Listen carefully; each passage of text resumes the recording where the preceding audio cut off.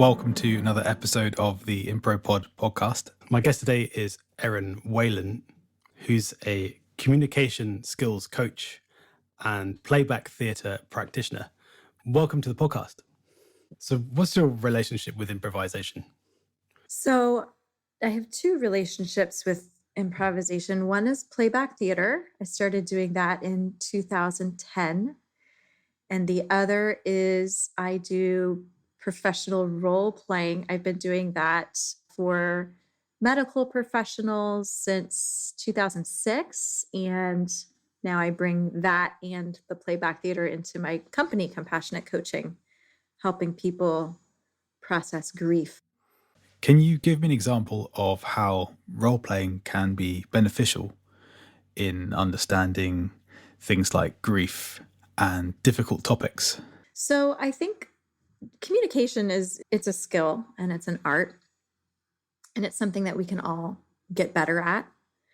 I think that where we find some challenges with grief is that we're a very grief phobic society, and we don't like to talk about some of the hard topics surrounding grief. We don't like to talk about death, loss, depression, or fear or anxiety. So when I step into a professional role-playing mode, I can be anyone that someone wants to practice having a conversation with. So say, for instance, I'm helping a professional who needs to have a hard conversation with their client about, you need to work on getting your affairs in order, or it could be a medical professional having to break bad news, getting to practice with me to be that person, that client, that patient. To practice with me gives you the tools and the confidence to do it before you actually cause harm to another human and have that conversation for real. And you get feedback on how things you're saying and doing is landing. How long really is a pause that allows someone to feel heard and not rushed. You get to practice those things so that you can be more comfortable and confident when you're communicating with someone who is grieving or you need to share bad news with. So even just pausing, even just something as simple as that, you find that people don't practice that. And so they end up interrupting. Yeah, absolutely. And I think one of the things about pausing is that for the person who is, say it's about delivering bad news or having a hard conversation, for that person who's bringing up that bad news, that tough information, that pause can feel so uncomfortable. And as humans, we want to run away from discomfort. And so you might want to jump in sooner.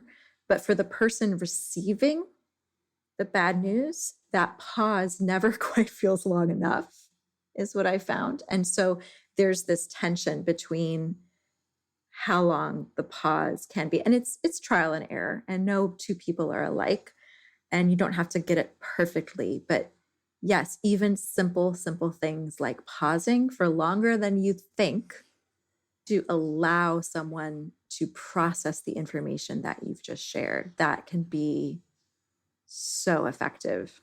So even just pausing, thinking about the amount of time between the words you say and the sentences. And so the length of the pause relates to the content that you're delivering. Exactly. And the person will let you know, the person you're communicating with, it, what you do too, like you're very aware of all the nonverbals that are happening, right? You're aware as you're listening to me of my pace, of my tone, of if I'm starting to talk faster, maybe I'm excited about something, or if I'm really slowing down, and you're picking up on that too. So picking up on the other people's clues as to when they might feel ready for the next part of the conversation really is an art. It's interesting, this parallel between music and talking. And there's obviously there's the singing thing. But I mean, instrumental music, it's like two things going on when you're talking. You've got the content of what you're saying, and then you've got the emotional content, which is sort of embedded in the actual sound of the voice. Absolutely. And that really comes to mind too with playback, which is about listening for the deeper meaning, the essence, the what is not being said. And we're picking it up, so quickly. We have to, as you know, because pretty soon you're going to be reflecting it back. In your case, you're reflecting it back with music. In my case, playback is music and movement and drama. And it's like, you have to be able to pick up those subtleties and know what to do with them when the time comes to reflect that back. And so within the playback theatre, do you use music at all? So we do, as a team, we do. I personally do not use music. You and I were chatting earlier before the recording started about I love to sing, but I am not a singer. I am not a trained singer. And so thank goodness in playback, I am not in the role of the musician. We do have professional musicians who are in that specific role of playback musician, and they provide the music. And then we have some of the actors who are also very musically inclined, whether they're professional musicians or not. And sometimes they will incorporate music. One of the musicians I work with frequently, her name is Courtney Dow, and she is a singer-songwriter. So she's a vocalist. She's either bringing her guitar or she'll bring some simple percussion instruments. I have another musician I've worked with, and she's a violinist and a vocalist.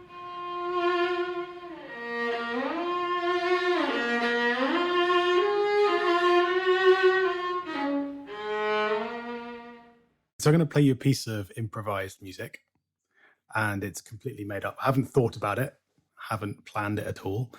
And I'd like you to tell me what it makes you think of. So that's anything that comes into mind. Don't overthink it. Okay.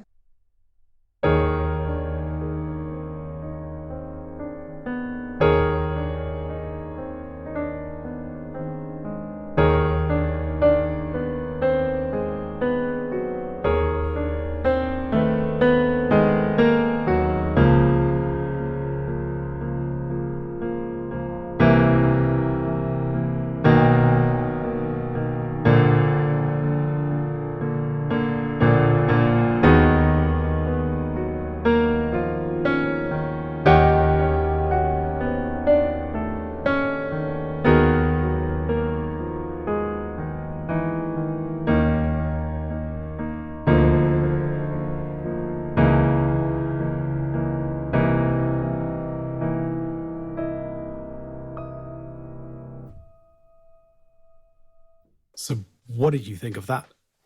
So I had a very clear vision of what that made me think of. I don't know where it came from, but I thought of, I'm laughing because it was so clear. Adam and Eve leaving the Garden of Eden. It just fit perfectly. And I was not expecting that to come to my mind at all, Luke. It started very crunchy. Was there any particular part of that piece that made you think of the garden? I think perhaps the descending part, I visualized actual like walking out, like exiting the original walk of shame, like happening. Are you Christian? I am. And do you go to church? I do. And so is that story is quite important to you in some way? I guess so. I'm just surprised it came up, but it definitely did. I'd like you to tell me a story of some kind. And then what I'll do is break the story down into sections and improvise a soundtrack to the story. I want to tell the story of when I got the call that my sister had died. So my sister Gina had cerebral palsy and it was very severe. So she needed full-time care for everything. And I always knew I was going to get that call that she had died. Like it was just a matter of when. I was at work when it happened. I was running training programs and for actors, and I got a text from my parents that said call home, and I excused myself and I went outside and I called home and I got the call that Gina had died. And what happened next, Luke, is that I responded in a way that felt very incongruent with what people think of when they think of grief. I maybe shed a tear. I asked some questions, and then I hung up the phone and I called my husband and I told him Gina died. And I immediately went into planning mode. And at the time, our son was 2.5. And so I was like, okay, so I have a job on Monday that I'm going to have to cancel. I'm going to try and get flights for me and our son to go out on this day. And I'm just like doing this protocol in my mind. And my husband was like, are you okay? Your sister just died.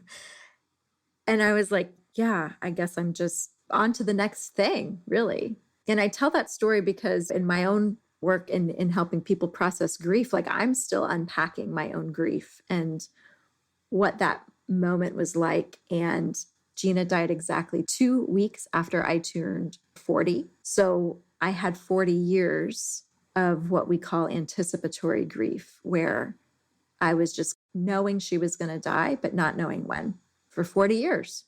And so when it actually happened, I approached her death in a very practical manner. And that surprises me and doesn't surprise me. Did that grief catch up with you afterwards?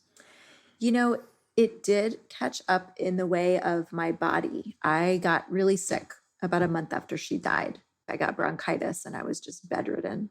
But I've never had the you hear people talk about, I was in the grocery store and all of a sudden I just broke down and sobbed and all that. Like I've never had that. In terms of your work, would you say that your sister's death had an influence on what you do now? Absolutely. When I started compassionate coaching, it had nothing to do with playback. I started it and I was life coaching. A couple years in, I pivoted and I decided to use playback as a way to help people process grief. And it wasn't until that point that I looked back and I realized I literally filed my business paperwork on November 30th, which was the day she died. So I really do think that she was with me from the beginning of that process. It wasn't the exact day she died. It was 4 years after she died. But I do believe that she has influence, and her death and my relationship with her has influenced and shaped my business. Absolutely. There's also the sense of release, right? Especially she had cerebral palsy. I can't imagine what that's like to live with that. Absolutely. Yeah. I think a lot of people who are grieving, especially if their loved one had an illness, I think there is often this sense of relief that the suffering is done and they're no longer suffering. And then immediately there's a sense of, for some people, guilt or shame about that sense of relief and release. And did you experience guilt? Yes. But sadness too? Yes, all of it. So musically then, I'm going to go for this idea of these mixed emotions, this sense of relief, but this sense of guilt and sadness, moving from one to the other, and experiment with that idea.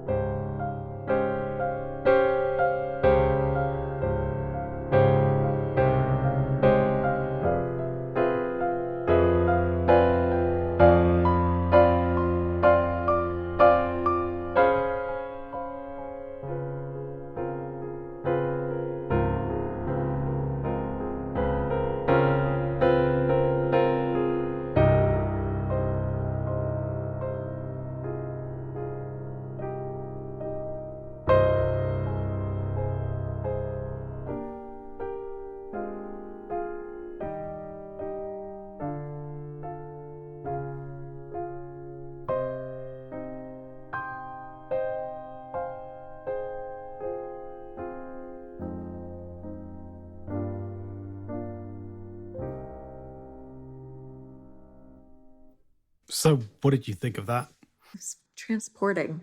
It was beautiful. There was such a depth to it, and yet the emotions just kind of flowed into each other. There was no abruptness. It was organic, human. And so, for the sense of release, I wanted to have something to release from. It started off very kind of discordant, just real mess, and slowly moved down the piano and then sort of simplified the harmony until it became like this sense of release. It's gone from horrible and complex to simple but quite pleasant. That's the nice thing about the piano, is that everything's very close to each other. All the notes are very accessible. So just by moving one finger, you can go from something that's pretty unpleasant to something that's all right. In fact, the distance between what is horrible and what isn't is going to be very small sometimes. That's very meta, Luke. That is very meta. I mean, if I play this and if I move these three fingers down one note, you get the difference between like agitation, annoyance, and simplicity. Like, I wouldn't say happiness, but more Like a confidence. confidence. Or like a, yeah, like an emerging confidence. emerging That's so confidence. cool. I think as you were talking, I was like, oh yeah, because that's how our human experience is. We can go from, and I think that's how grief is too. Like you can go from fine to not fine. You can go from like pretty okay to like crying over a stick of butter. It feels very touch and go for a lot of people. Yeah, like unpredictable. And if you're saying on the piano, it like takes very little effort on your part to go from one emotion to another, from one feeling to another. I think that's very meta.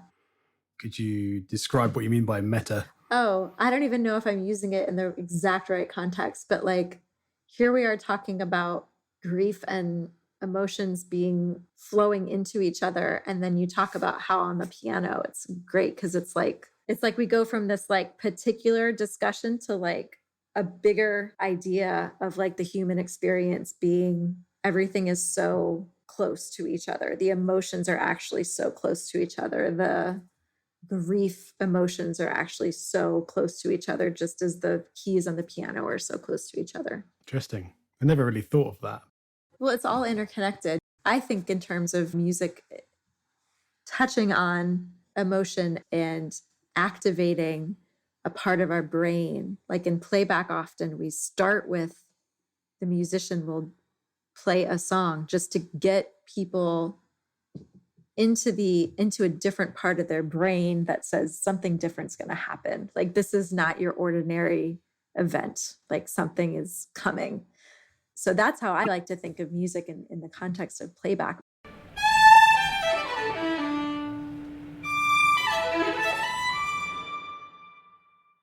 So, I'd like you to tell me another story, something of contrast. I'll tell a story about recently taking a walk. I live outside of Washington, D.C. in the U.S., and I live in an area that's pretty urban by my Omaha, Nebraska upbringing, but what other actual city dwellers might consider not very urban. But regardless, there's a beautiful trail and park that I like to walk on that's very near our home. And lately, because the sun is rising so late, we're close to the winter solstice, and I'm getting a really good time to be taking a morning walk because I get to see the sunrise. Also, on my walk recently, I had a choice. I could go up this hill on this trail, or I could stay down low close to the water and go on that trail. And I made the decision to go up, which is not usually what I do. I usually like to stay closer to the water.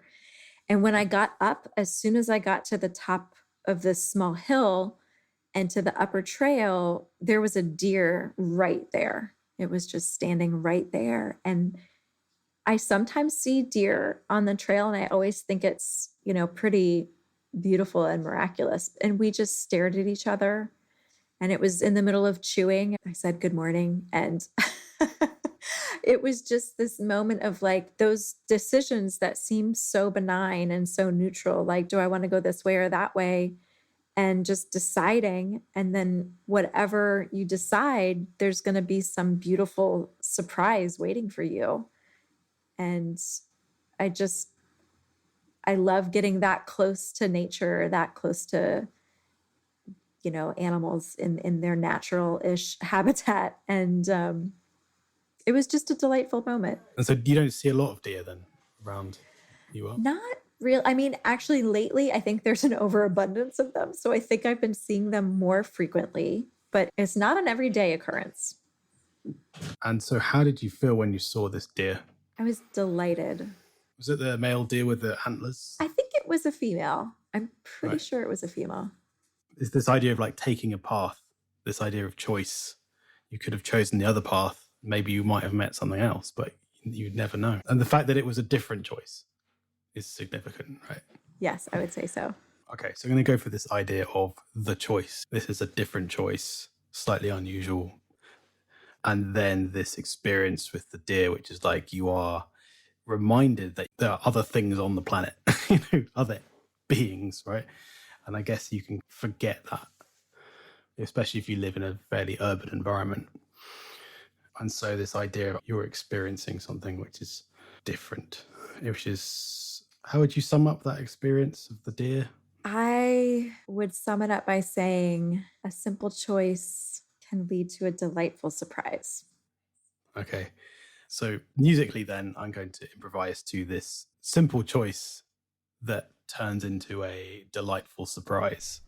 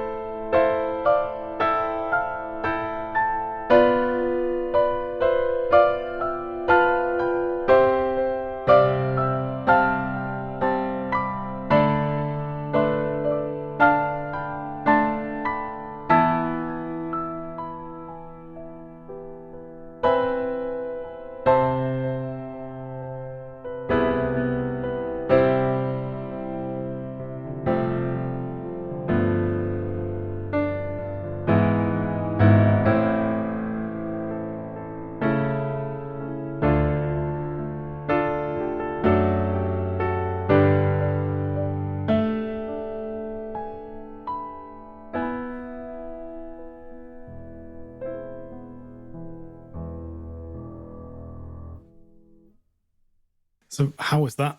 I loved it. It's interesting when it started, I was like, oh, that's kind of a heavy start. And then instead of me dismissing it and being like, no, that's not how it was, I was like, well, how is that true? And then I was like, oh, because it's so cold in the morning too. Like, I think you intuited that piece, even though I never said it out loud, because I talked about the winter solstice and I talked about being out as the sun was rising. And so I think you intuited that there is an effort going out for this walk, even though it was a joyful story. That's interesting. So it's something that you didn't explicitly tell me, but you've picked up on it anyway, or I've picked up on it anyway, which is a strange thing, isn't it? It is. And I also like how sometimes we don't get it right? Like sometimes it'll be a miss, not a big miss, but like a little detail will be not quite right. And part of it is, well, wait a minute, like maybe there isn't a miss. Maybe it's a part of my story that I'm not fully embracing. I wasn't expecting it to start with such a strong sound, but then to be able to flip my own mindset about it and to say, no, no, actually, he's right. There is this other piece to it. That's very interesting. Yeah, I mean, I don't mind being told I'm wrong. That's kind of sometimes that's quite fun. Like, Oh no, no, oh, absolutely. I yeah, love being told I'm wrong by everyone but my husband. But right. that aside, it's not wrong at all. And did you get the sense of the direction, the wanderingness, the like, should I go this way or should I go that way? Yes, I did. And I got the hill. The ascension. Yeah. Yeah. It's just literally just moving up. It's like, it's that basic. Like, you start from like here and then go. How do we create the sense of going upwards?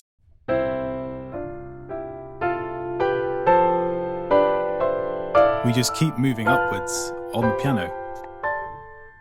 I really ascribe to this, Luke, that like you are an expert in what you do. And so for you, it's like, well, of course I know how to play a hill. But for those of us listening, it's like, no, yeah, I got the hill. Like I was like on the hill. But every piece of that, not just the hill, the whole thing, it's whatever you're doing and intuiting and then translating into music is really a practice in your deep listening. Thanks. And then this sense of the deer you've got. It's like, whoa, what's that? Deer in the headlights. And then that choice that when you see something your brain makes, is it a threat or not? If the deer was a threat, you might be wanting to go. But then if it isn't a threat, you still get that element of surprise, but might go down to something like, that's like wonderment. Yeah. C with a 6. And then more wonderment, maybe C major with an F at the bottom. Quite very open chords. It's like a refreshing experience.